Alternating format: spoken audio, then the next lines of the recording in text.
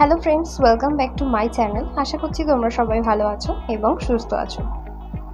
আজকে আমি তোমাদের সাথে শেয়ার করতে যাচ্ছি একটা হোমমেড হার্বাল হেয়ার অয়েল।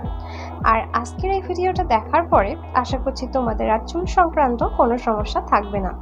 তো চলো ভিডিওটা শুরু করা যাক। আর ভিডিওটা ভালো লাগলে অবশ্যই একটা লাইক করে দিও।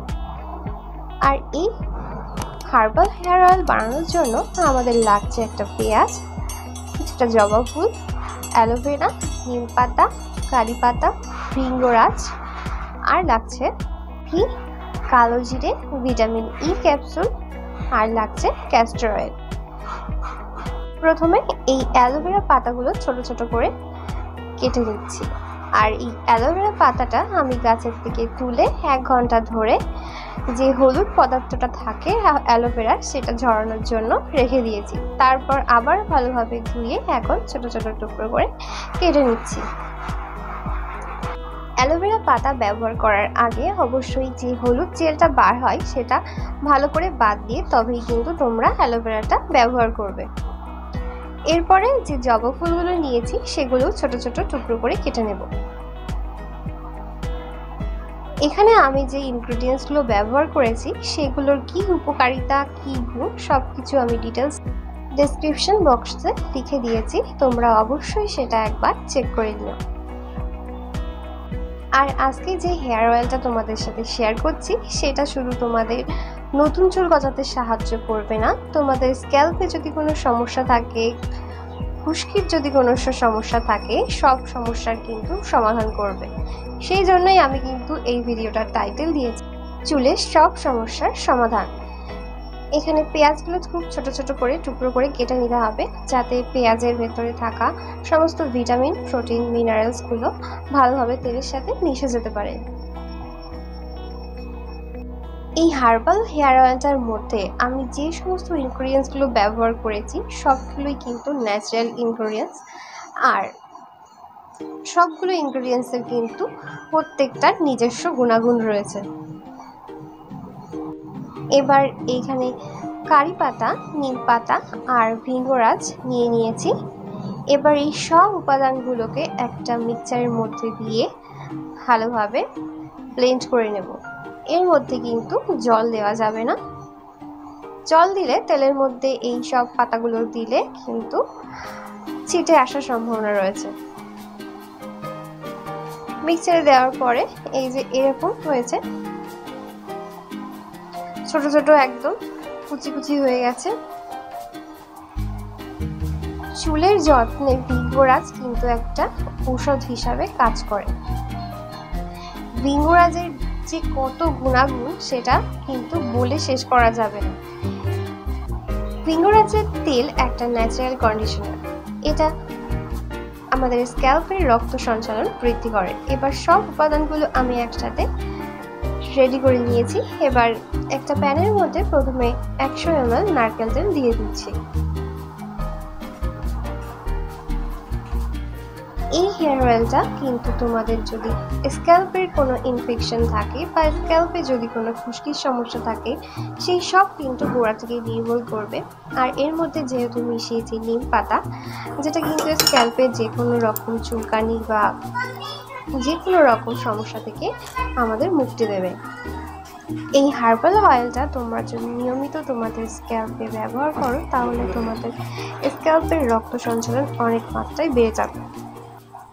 এক কথায় বলা চলে যে এই হেয়ার অয়েলটার এত গুণাগুণ আছে যে যেটা বলে শেষ করা যাবে না, বা এর থেকে ভালো হেয়ার অয়েল আমার মতে আর কিন্তু হয় না। বা বাজারে তোমরা যতই ভালো হেয়ার অয়েল কেনো না কেন তার মধ্যে অবশ্যই প্রিজারভেটিভ মেশানো থাকে, আর সেগুলো কিন্তু আমাদের চুলের জন্য এবং আমাদের স্ক্যাল্পের জন্য ক্ষতিকারক হয়। এবার এই তেলের মধ্যে আমি দিয়ে দিচ্ছি মেথি, কালো জিরে, পেঁয়াজের টুকরো। এবার দিয়ে দিচ্ছি এর মধ্যে জবা ফুল, তারপরে এর মধ্যে দিয়ে দিচ্ছি অ্যালোভেরা, আর যে নিম পাতা, কারি পাতা আর ভৃঙ্গরাজে যেগুলো রেখেছিলাম সেগুলো এবার এর মধ্যে দিয়ে দিচ্ছি। দিয়ে গ্যাসের ফ্লেমটা একদম লো রেখে, সবথেকে কম যে টেম্পারেচারটা আছে সেরকম পর্যায়ে রেখে এটাকে জাল দিয়ে নিতে হবে। ঠিক 15 মিনিটের জন্য। বেশি জ্বালানোর কোনো প্রয়োজন নেই, তাহলে কিন্তু এই সব ইনগ্রেডিয়েন্টসের গুণাগুণগুলো নষ্ট হয়ে যেতে পারে। এবার এর মধ্যে আরও 100 ml তেল দিয়ে দিচ্ছি। তো ফ্রেন্ডস, এই হেয়ার অয়েলটা কিন্তু বাজার থেকে কেনা যে কোনো হেয়ার অয়েলের থেকে শতগুণ শক্তিশালী এবং কার্যকরী। আর এই হেয়ার অয়েলটা ব্যবহার করে তোমাদের স্ক্যাল্পের কোনো ক্ষতি হওয়ার সম্ভাবনা নেই, কারণ এর মধ্যে কোনো আর্টিফিশিয়াল কালার মেশানো নেই। এবার এই হেয়ার অয়েলটা 15 মিনিট জ্বালানোর পরে এই যে এর কালারটা পুরো সবুজ হয়ে গেছে। এবার এটাকে ঠান্ডা হতে দেব। এরকম অবস্থায় এটাকে 24 ঘন্টা পর্যন্ত রেখে দেব, যাতে এর মধ্যে থাকা সমস্ত এক্সট্রাক্টসগুলো ভালোভাবে তেলের মধ্যে বেরিয়ে আসে।